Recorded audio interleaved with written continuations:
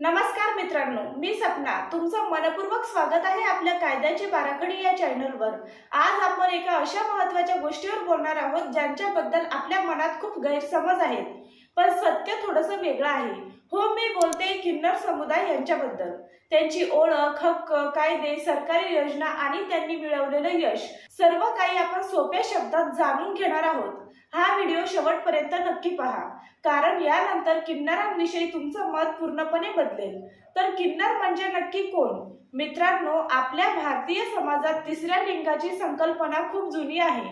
महाभारतात शिखंडी, रामायणात बृहन्नडा यांचा उल्लेख आपल्याला मिळतो। किन्नर म्हणजे ते लोक ज्यांचं लैंगिक लिंग जन्मतः अस्पष्ट असतं, किंवा ज्यांची मनाची ओळख जन्मलिंगाशी जुळत नाही, किंवा जे आपली लिंग ओळख बदलतात त्यांना आपण किन्नर, ट्रान्सजेंडर किंवा हिजडा असे म्हणतो। पण लक्षात ठेवा, हिजडा हा शब्द अपमानास्पद वाटतो। योग्य शब्द आहे किन्नर किंवा ट्रान्सजेंडर व्यक्ती।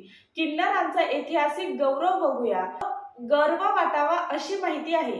प्राचीन भारतात किन्नरांना सन्मान होता। राजरजवाड्यांच्या काळात ते दरबारात गुप्तचर, नर्तक, गायन व आशीर्वाद देणारे म्हणून प्रसिद्ध होते।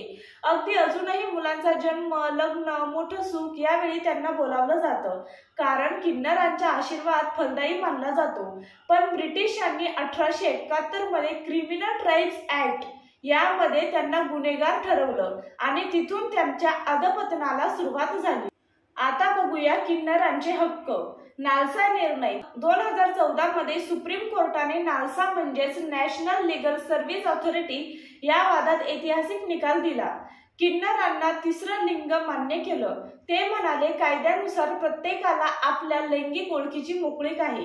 नालसा निर्णयानुसार किन्नरांना शिक्षणाचा, नोकरीचा, मालमत्ताचा हक्क, तसेच आरक्षणाचा हक्क, टॉयलेट, आरोग्य सेवा, निवास हक्क, सरकारी कागदपत्रांवर ट्रान्सजेंडर म्हणून ओळख मिळवण्याचा अधिकार मिळाला। तसेच 2019 ट्रान्सजेंडर कायद्यामध्ये द ट्रान्सजेंडर पर्सन म्हणजेच प्रोटेक्शन ऑफ राईट ऍक्ट आला। यात किन्नर व्यक्तींना छळ, भेदभाव, शोषणापासून संरक्षण देण्यात आले।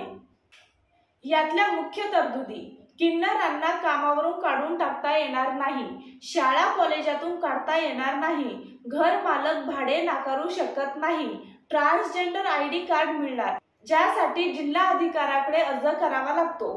किन्नरांसाठी योजना: केंद्र व राज्य शासनाने किन्नरांसाठी काही योजना लागू केल्या आहेत, जसे की स्माईल योजना, नवा रोजगार व स्टार्टअप साठी कर्ज, नवा मतदार ओळखपत्र, आधार, पॅन, ट्रान्सजेंडर हेल्पलाईन म्हणजेच 155260 हा नंबर सुरू करण्यात आला। किन्नरांचा संघर्ष समजून घ्या। मित्रांनो, जरी कायदे आले तरी आजही 90% किन्नरांना शिक्षण नाही, नोकरी नाही, आरोग्य सेवा नाही, ओळख नाकारली जाते। त्यामुळे त्यांना नाईलाजाने भीक मागणं किंवा शरीर विक्रिया करावा लागतो। त्यांच्यामधील प्रेरणादायी उदाहरण बघूया। काही लोकांनी त्यांची परिस्थिती बदलली, जसे की लक्ष्मी नारायण त्रिपाठी। संयुक्त राष्ट्रात त्यांनी भाषण दिलं। प्रतिका यशिनी भारतातील पहिल्या ट्रान्सजेंडर पोलीस अधिकारी झाल्या। जोईता मोंडल देशाच्या पहिल्या ट्रान्सजेंडर न्यायाधीश झाल्या। गौरी सावंत सुप्रीम कोर्टात याचिकाकर्ता होत्या। हे दाखवतं की किन्नर समाजही जग जिंकू शकतो। तर आता बघूया यांना कोणती कायदेशीर मदत मिळते।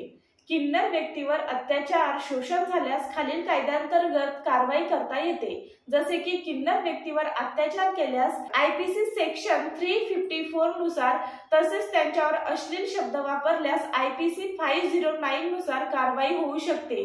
तसेच त्यांना ट्रान्सजेंडर ऍक्ट 2019 अंतर्गत तक्रार करता येते।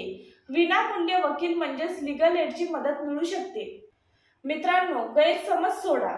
काही लोकांना वाटतं किन्नर म्हणजे शिव्या घालणारे असंस्कारित लोक, पण हे साफ चुकीचं आहे। ते आपल्या मनासारखेच प्रेमळ, संवेदनशील लोक आहेत। त्यांना तुम्ही मित्र, मैत्रीण म्हणून पहा, तेही तुमच्याशी तसेच वागतील। मित्रांनो, तुम्ही जर खरंच बदल घडवायचा ठरवलं तर किन्नर समाजाचं आयुष्यच पालटेल। त्यांच्यावर हसण्याऐवजी त्यांना नमस्कार करा।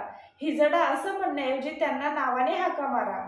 त्यांच्या हक्कासाठी उभं राहा। तुम्हाला माझा व्हिडिओ आवडला असेल तर लाईक करा, शेअर करा आणि आपल्या चॅनलला सबस्क्राईब करा। पुन्हा भेटूया अशाच नव्या माहिती बरोबर।